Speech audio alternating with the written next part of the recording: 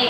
एक ही कहरवा मजेदार चुटकुल्ला चटपटा गीत लेके आई है आज। एक चाची बताई ना उनका गाना है भूसा वाला जौन गेहूं काट के भूसा धरम भूसा वाला गाना है। और इन दुल्हनियो रायगरे में भौजी के ना भौजी तो ना अच्छा हाँ हमारे रायगरे की देखा जाए भैया मां भौजी रे कैसे है रही तनी चाची है देखिए मां भौजी रे जाते हैं दिया बाहर की रही। चलो भौजी भौजी के कहरवा गाना लेके आई है मां भौजी रे दुल्हनी के लिए हमारे राम बा सखी भूसा